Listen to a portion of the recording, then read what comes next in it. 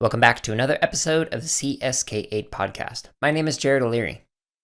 In this week's episode, I'm interviewing a fellow coworker, Abby Funabiki. In this particular episode, we are going to discuss the differences between for-profit and nonprofit CS education organizations, the importance and ability for nonprofits to collaborate with others, something that many for-profits cannot do, computer science as the new digital divide, how to get started with computer science implementation with limited or no extra funding, some suggestions and considerations for district-wide implementation, and so much more. Friendly reminder, you can find links that we discuss in the show notes. For example, some of the discussions on CS for All's resources like the Visions Framework and the Scripts Workshop. So you can find that by clicking the link in your app or by going to jaredoleary.com and clicking on the podcast tab. With all that being said, I hope you enjoyed this interview with Abby Funabiki, which will now begin with an introduction by Abby. Well, I'm Abby Funabiki. I'm the Associate Executive Director at Boot Up Professional Development. At Boot Up, I'm lucky enough to work with school districts across the country as they implement district-wide computer science for all initiatives. I get to spend time learning about districts' uniqueness and do whatever I can to support their vision for what computer science looks like to them. Can you tell me the story of how you got into nonprofit management? So I'm a weirdo because unlike most people, I've always known what I wanted to do. When I was in middle school and high school, I visited my Uncle John where he worked at the Ford Foundation. He was a deputy director there. And we walked around this super cool building. And I learned that his job was basically to support all these amazing projects and the people behind those projects.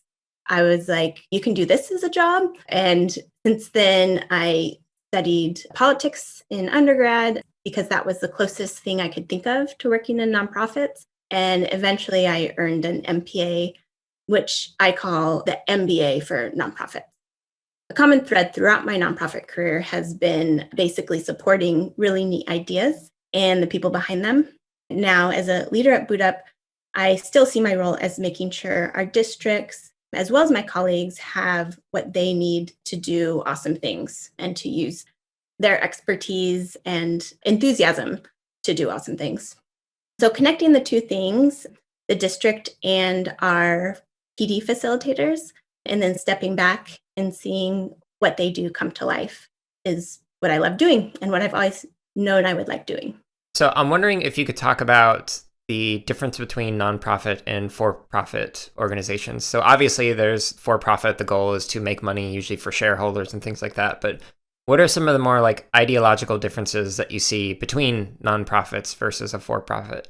Good question. So like you said, the legal difference is basically a tax thing. So a nonprofit, all profits need to go back into the organization. One clarification I think some people don't get is nonprofits still need to make a profit. It's just that those profits don't go to individuals or owners. As far as the nonprofit field as a field, I see a lot of differences. I'm lucky enough to work in a field where virtually everyone cares about what they're doing. There's this culture of being able to take strategic risks and being a safe place to experiment on things that maybe the government is supportive of causes but can't be as experimental as nonprofits. In my experience, working in nonprofits has been that I get to wear many hats. And to me, as a generalist, that makes all the difference. So everything's project-based, no day looks like another, and you have to be really responsive to change while still sticking to your mission and values. I also wanted to add that nonprofits are a really cool space for collaborating. It's sort of a nonprofit mantra to not duplicate services and to share and collaborate instead of reinventing the wheel. I think collaboration and being able to learn from each other and learning ourselves new things every day is another unique thing about the nonprofit world. Yeah, that's a good point. I don't really have a lot of experience in corporate environments, but the places that I used to work, like when I was a manager at Blockbuster, it's not like we'd go to Hollywood Video and be like, hey, how can we help you? When I was working as a stainer in a closet shop, we weren't going to competitors and going, hey, how can we help you make higher quality finishings for your fancy closets and whatnot? So that is a really good point, because at Boot Up in particular, we are constantly working with other organizations and be like, hey, here's what we're good at. How can this potentially help you? Or what questions do you have? Who can we connect you with? Yes, 100%. One thing that you and I have talked about before is a lot of people ask, or they tell me, I want to start a nonprofit. What advice do you have? And my advice is don't do it. See if it already exists. So I have a lot of respect for our founder, Ari, because he did that due diligence. He did his research on what was out there in our field. And it wasn't until he realized the need for district-wide, high-quality professional development in elementary computer science wasn't being fulfilled that he founded Boot Up. And he asked for help doing the research of what was out there. And at the elementary level, there were some really great ways of getting started that benefited, like I've talked about, there's early adopter teachers. So the teachers and the districts who have the ability to attend PD and to do the extras. So there really was a missing component that was district-wide that could bring all teachers along and that was high quality in that the PD would be over time and it would really be a partnership, a commitment between the district and Boot Up over the long haul to make sure that the program truly was sustainable, equitable, reaching all students and teachers. Yeah, that was a really good explanation. Thank you. So now that you've kind of explained what the difference is between like nonprofit and for-profit, what made you want to focus specifically on a nonprofit dedicated to education, and why social justice in particular? I've always felt strongly about this. I think it stems from my relatives' experience. So all of my Japanese American relatives, like many others, were interned during World War II. What I think is really interesting is the president and most Americans were supportive of incarcerating this entire demographic based on what they looked like. And so I think this history and a lot of other American history has perhaps oddly made me really deeply patriotic. And to me, patriotism means, supporting each other. So I would say that my relatives' experience and my own experience has propelled me towards nonprofits and a career in social justice. Also, I have a great immediate family who's always spoken out against discrimination of any kind. So I grew up knowing it was an important piece of who I am.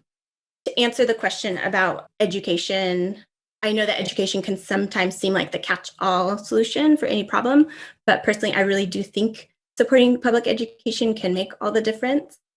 In practical senses, it's something that should reach, every single person in the US. I really see it as having the potential to be a true equalizer if we were to support it to the extent that it needs to be supportive.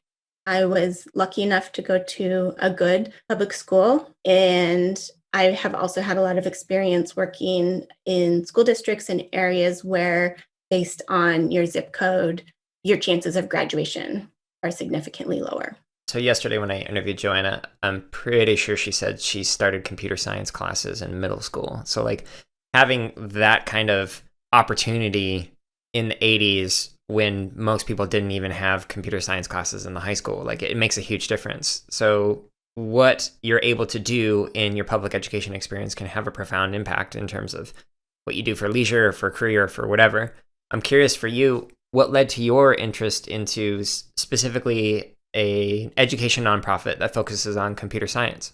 As I share with a lot of people in our field, I didn't know anything about computer science or coding until more recently, basically until I started thinking about this position. So I've always felt really strongly about the digital divide, but I didn't quite connect the dots that computer science is the current digital divide. Until 2015, a Computer Science for All program was implemented through my foundation at the school district I worked at. That was the first time I was exposed to computer science, and I got to see it firsthand. Kindergartners coding, using code.org and Scratch, walking around their classroom and seeing them talk to each other, be creative, show me their storyboards and what was inspiring them to make their story. Another piece is that I'm just super passionate, as I mentioned, about public education. And right now, I think equitable access to computer science is a huge factor in public education right now and closing the equity gap. One more thing that I noticed since I have been learning more about computer science is that now I see it and use it in everything.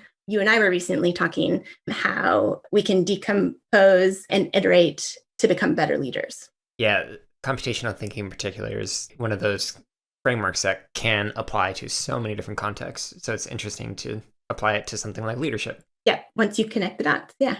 Okay, so you go into nonprofit management and you're doing all these cool things. Can you tell me a story of what it looked like when all those efforts that you put into a nonprofit organization, when it actually materialized into something through a partnership with a district or a school? So I am very lucky. I feel like I get to see this almost every day.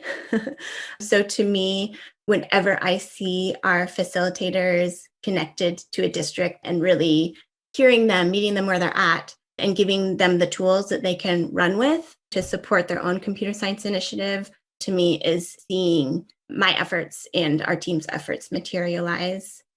Another wonderful example is our partnership that you and I are working on with the Wyoming Department of Education and American Institutes for Research. To me, that's sharing with a large audience how our work materialize into a great partnership. So for background, basically, we are working on a project together to create culturally relevant curriculum you're creating that integrates computer science with Wyoming's new state Indian Education for All standards. This is super cool because it involves your curriculum, it involves our facilitators' professional development, and it's an instance where we get to work directly with teachers even more than usual because we are requesting feedback and letting their feedback create real change in what we're doing. Yeah, in particular in the curriculum itself. So typically, like, we get feedback after every single PD, but for the curriculum, it's like, hey, let's collaboratively refine this. Yes. So they're going to have this great ownership over it when it's ready because of that. Let's say somebody's in a district and they're like, okay, this sounds great. I'd love to be able to work with a nonprofit or to be able to implement computer science in my schools. Like right now, I'm just a single teacher who's doing this in my class, but I want this to be a district-wide thing so we can address some of the equity issues. But there's no funding in their state or in their county or whatever. So what would you recommend for those educators who want to get started with this, but they currently don't have funding to support it? That's a good question, and I get it a lot. So my advice is usually if I could encourage a district to do one thing to really get started with computer science in their district, it would be to find or recruit a champion in their district who can really own whatever this looks like to them. So basically, this needs to be someone who has the capacity and the time and hopefully the incentive or salary basically to be able to run with the initiative. So the one who's doing research to find potentially PD providers or even to do the PD themselves and bring it to their teachers. So a big thing with me is finding a champion for computer science in a district. And to me, everything else follows. Okay, so once districts do have funding and they're like, yeah, we're totally on board, this is cool, we want to do something, how does that team then take things so that it becomes district-wide? So in terms of planning for and implementing computer science beyond just a small implementation? I've learned a lot of this from our districts. I mentioned that I get to work with all types of district leadership across the country. So to me, every implementation is going to look different. So it's important for them to define what their plan for district-wide computer science looks like. I think you know me well enough to know that I don't necessarily believe there's one correct way to do anything. Right. And so that being said, I also wouldn't recommend we come in and do everything for them either. I don't think that that would be a sustainable program. So yeah, a district really learning what their vision for computer science is. And there are some great tools out there to help do this. Or maybe that just means speaking internally and knowing what direction they want to go in and then pursuing that direction. I've heard this from several different people, including professors and other famous people and whatnot, who've talked about like the quality of the questions that you're asking in your life will have a direct impact on the quality of your life itself. I'm wondering, what kind of questions do you wish more administrators asked when considering CS implementation in their district, and how those particular questions might be able to have a direct impact on their district-wide implementation? A big thing for any district focused on equity when thinking about their implementation model, I would recommend that they ask themselves, who are we missing? What do we need to do to ensure that the students participating are either all of our students receiving computer science instruction equitably, or that the students that are receiving it reflect your district demographics as a whole? So are we reaching our students in special education? Are we reaching our students that can't attend an after school program or who choose not to take an elective? The big question is, who are we missing as a district? To me, this also means thinking about more logistically who's teaching computer science. If it's classroom teachers, does this mean that only their 20, 30 or so students will receive computer science? Or is there a way that we can reach all students? One concern I often share with districts when they're just starting out and to ask themselves, are you focusing on your teachers that aren't just early adopters? So one thing that makes Boot Up special is that we're really good at bringing all district teachers along. So there are those early adopters who have gone above and beyond and have attended computer science PD or other PD themselves. In order to reach all students, I think that means meeting all the teachers where they're at and bringing them all along together district-wide. And I think we're very good at that with our district-wide approach. What are some things that either you or districts have thought like, oh yeah, this would be a great idea for our particular district, but ended up not working out as planned? One that comes to mind is recruiting only your most motivated teachers. So the teachers who often are already the teachers doing everything, anything and everything to support their students are often the ones who also get this new subject put on their shoulders. So I think it is sometimes a mistake to start with voluntary or to recruit those teachers when, to me, it's much more powerful to do an entire grade level or to do an entire district of teachers so they all can learn and kind of come up together as a cohort. In your experience is both with Boot Up and then just observing what's going on with implementation across the country, do you have any example case studies that you can point to as like, here's an example of how one district implemented things, but here's another example of how another district implemented things in a different way? I think every single district I've worked with has modified their implementation in a way that works for them. Mm-hmm. So they all have separate case studies. I developed this questionnaire that I often share with new districts and have done presentations of questions to ask yourself when implementing a computer science initiative that kind of define the different case studies. So there are questions like, what will professional development look like? Will it be mandatory or voluntary? What will classroom implementation look like? Will that be mandatory or voluntary?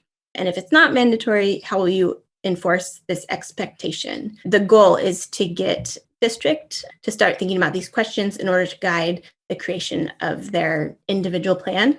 So depending on what they answer, they can say, no, professional development is going to be voluntary. However, we are going to provide this incentive of such and such, or we are going to recognize them at a board meeting or something. I often also engage them in thinking about what curricula and what platforms they want to use to make sure it's something that will work for them, and then who overall is supporting their program.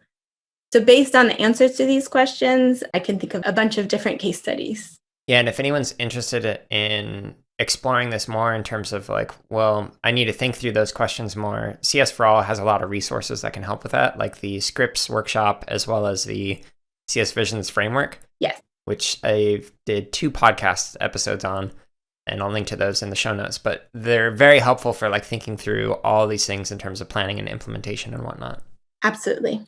So knowing you and having worked with you, I know that you are a very hard worker and are often working far more than the 40 hours a week. That's like your bare minimum, I imagine. And I'm curious, how do you take care of yourself and try and prevent the burnout that can come with working so much?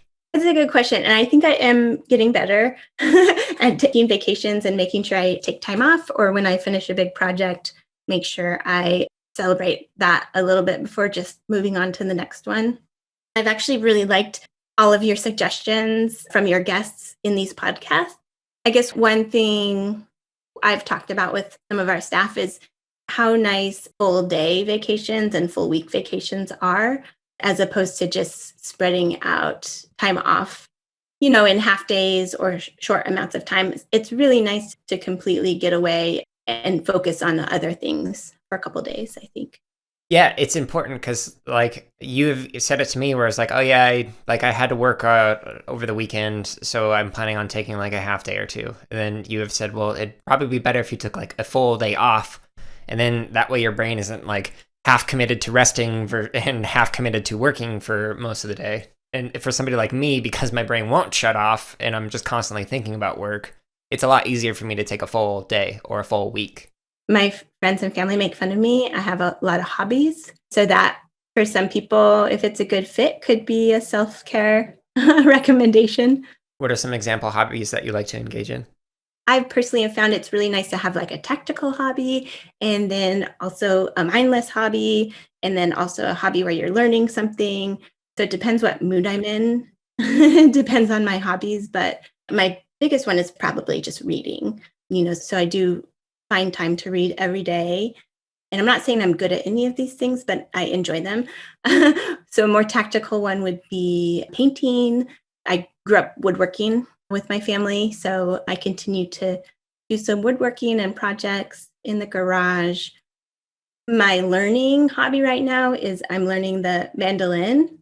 So taking lessons, and I just feel like it's so good for my brain to be learning something brand new once a week that really pushes my brain to think in a new, different way. So I love backpacking, mountain biking, hiking. When I have time, I feel like it's important to also have, more accessible hobbies. So that's kind of where some of these less time intensive hobbies come into play. I'm curious, what are your thoughts on research that's missing in relation to like district-wide implementation of CS education that you just like, I really wish we had more research on blank? More practical research, applied research is always a need, especially in education. I saw this meme or graphic on Twitter one time that was this pitcher pouring out water, and the pitcher said research. And then there was this glass at the bottom, and it said practitioners or education or something. And then it was doing that thing that pitchers do where the water just slinks along the bottom of the pitcher, and it's not going into the glass at all. And to me, that was pretty poignant of how sometimes research and education and teachers are not communicating as well as they could. I know there has been great strides in this, so don't want to ignore that. But I think it's probably always a good focus. Yeah, and you know that's one of the reasons why every other week is Unpacking Scholarship episodes, trying to help bridge that gap. Because I totally agree. There's this like huge disconnect between research and practice, and then research and policy as well, or even policy and practice. And scalability. Right. So one thing that's been important in all of our research projects, as you know, is we haven't engaged in research projects where we as the experts are going into a single classroom and giving the teacher as much support as they need, and expecting that to be representative of if that program were school-wide, district-wide, or statewide. Right. So I think most of our research projects and what we hope to learn is what impact can we have that is also scalable. Yeah, I'm curious what your answer will be to this. Since you know, like the thought that's going into like the purpose behind the podcast and whatnot, do you have suggestions or recommendations on how to improve the podcast? One thing I would love to hear more about on the podcast and just in general is I'm really interested in learning more about broadband and providing access to the internet, access to free information. And I feel like it's really aligned to our organization and our field's focus on closing the digital divide, as well as, above and beyond that. I think it could be a game changer for education, for the US, for equity. I feel really strongly about it, but I think I could learn a lot more about it. Yeah, that would be an interesting topic to explore. So it was like a few weeks now, I did a call in to like state reps for CSTA to just kind of explain, here's the state of computer science in Arizona. And some of the stats that I was giving the representatives that I was speaking to, the staff members, was like 25% of Arizona teachers don't have adequate access to broadband internet. And like that, I wasn't even aware that it was that high of a number, especially for teachers. That is interesting. And the idea of 5G coming and potentially making it so we don't have to have wired connections everywhere and still be able to get good access to internet in more rural settings will be interesting to see how that will change in the next decade or so. So where might people go to connect with you and the organizations that you work with? The best place to find me is probably through my work at Buddha. And with that, that concludes this week's episode of the CSK8 podcast. I hope you enjoyed listening to this episode. Abby is a wonderful coworker and is really good at what she does, so I'm grateful that she was able to come on this podcast. If you'd be so kind, please consider sharing a review on whatever app you're listening to this on, or simply sharing this podcast with somebody else. That would mean a lot to me. And it would help spread the word about CS education, pedagogy, research, practice, etc. Stay tuned next week for another Unpacking Scholarship episode, and stay tuned 2 weeks from now for another interview. I hope you all have a wonderful and safe week.